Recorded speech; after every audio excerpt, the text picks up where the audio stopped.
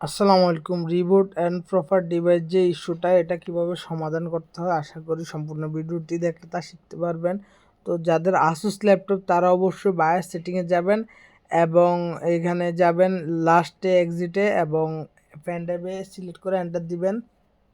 দেওয়ার পরে একটু অপেক্ষা করতে হবে।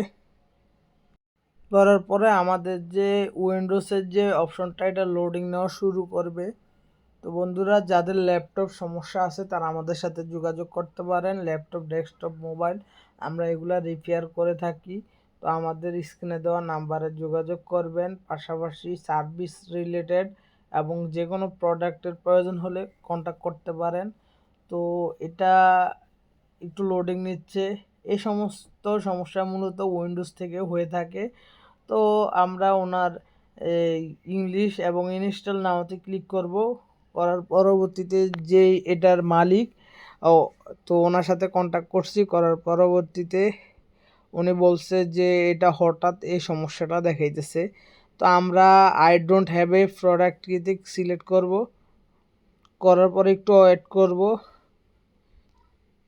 তো আই অ্যাকসেপ্ট অ্যান্ড নেক্সটে ক্লিক করে আমাদের যে পার্টিশন অপশনটি আছে এখানে চলে আসব। তো ওনার কথা হলো যে উনি শুধু সিডি রাখবে 50 জিবি, পাশাপাশি বাকিটা রাখবে 60 জিবি। তো আমরা একটা একটা করে সকল ডিলিট করলাম। করার পরবর্তীতে এটা পার্টিশন দিয়ে নেক্সটে দিয়ে দিলাম। দেওয়ার পরবর্তীতে আমাদের পার্সেন্ট আসা শুরু করলো। তো যাদের উইন্ডোজ দেওয়ার প্রথম স্টেপ প্রয়োজন তারা এই ভিডিওটি দেখলে তা শিখতে পারবেন। তো দেখা হবে নতুন একটি ভিডিওতে।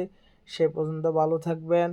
আসসালামু আলাইকুম রহমতুল্লাহি ওয়া বারাকাতুহু।